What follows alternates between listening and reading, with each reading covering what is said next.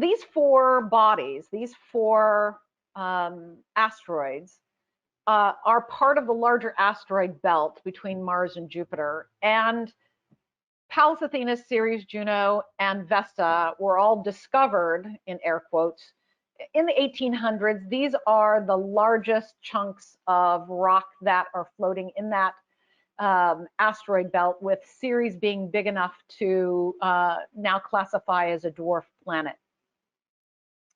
Now, some of you may know about some of these myths from a more patriarchal version, and I keep saying that because how, for instance, Pallas Athena was written is that she did not have a mother, that she sprang forth from her father's head. In reality, she did have a mother. Her mother is Metis, M-I-T-I-S, and just as Zeus was swallowed by his father Kronos, along with his siblings, in order to prevent them from usurping his power, and of course they escaped, so too did Zeus swallow Metis while she was pregnant with Pallas Athena, out of the same type of fear. There's a lot of different variations of all of these myths, and in this case, we could almost take the narrative of, because Pallas Athena being feminine, obviously born of a mother, that there's this swallowing of the feminine that happens in this scenario. And just like his father Kronos, Saturn Kronos, there's a fear of losing power. And so to ingest that, to contain them within self. So Pallas Athena is born of her mother inside of Zeus. And Pallas Athena, being the mighty warrior she eventually becomes, she's a strong personality. She wants out, and she is insistent on getting out and creating as much noise as she possibly could inside of Zeus, to the point where he takes an axe and cleaves his head, and Athena pops out. Pallas Athena pops out full-blown Athena. We never hear, and I don't know if I've read anything about where Metis ends up, but Pallas Athena springs forth, and she, through a more, again, masculinized version, or the patriarchal version, Pallas Athena then becomes aligned with her father. She is her father's daughter. She is more the tomboy in these narratives, but she is a strong woman of her own right, not beholden to a partner of any kind. And part of her stories as she moves forward is that, and some of her famous stories, of course, is that she champions Perseus in his pursuit of the Medusa. Another famous one that she champions, of course, is Achilles. And so I think of Pallas Athena as the champion and the advocate. She is always pursuing the righteous cause. Now, she can go to the side of being over righteous.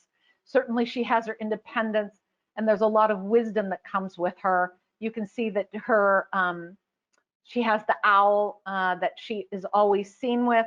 She has her spear, and the breastplate that she wears is the head of the Medusa, the Gorgon.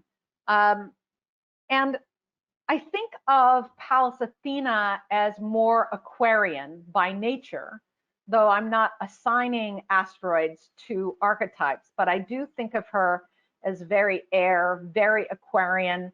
I think of the Aquarian archetype when of the needs of the many outweigh the needs of the one or the few.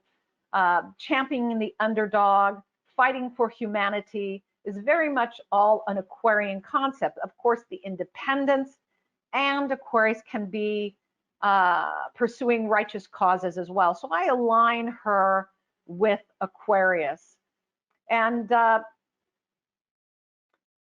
talking about the breastplate that she wears of the Medusa, the Gorgon, after Perseus defeats Medusa, there was a line in Roger Wolger's book called The Goddess Within, I believe, and I'm hoping I'm not getting that wrong.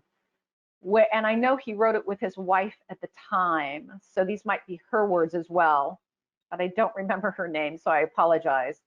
but I'm pretty sure it's the goddess within. And they write, the heart of Athena's wound is in Athena's heart. So if you think of Aquarius, what is the polarity point? The opposite sign of Aquarius is Leo.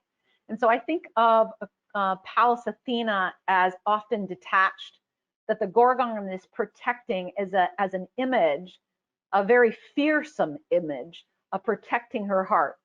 The heart of Athena's wound is in Athena's heart. So where Athena sits in our chart can show us where we have protected ourselves, and we then project out and champion those who we might perceive as needing our advocacy, our wisdom, our help, and then protecting ourselves. So there's a kind of displacement of one's own needs for the larger whole.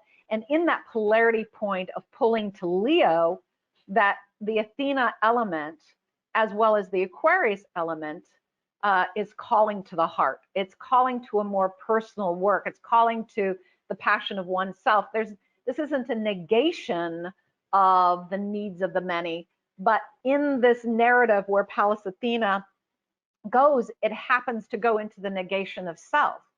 So we're looking to open up to the heart element of Athena. So let's talk about some places where Athena can land in the chart. Pallas Athena in Scorpio or the 8th house, everyone. So I want you to be thinking about any of the elements that you can find and that you can think about in terms of Scorpio. What is it that Pallas Athena, I gotta get rid of this off my screen. Go that away. Okay, now we do. What is when Pallas Athena is in Scorpio? Think about what is she advocating for. Some of the things that we can think of on the positive side, on the healthy side, is that she's advocating for intimacy. It's a big element of her. So Pallas Athena in the 8th house, Pallas Athena in Scorpio. I'm a modernist. I do not see the signs in the houses as the same, but as an evolutionary astrologer and what I call an interior astrologer versus an exterior astrologer, we align those elements and dynamics together, though we understand they are not the same. So she advocates for intimacy. She advocates for intensity, transformation.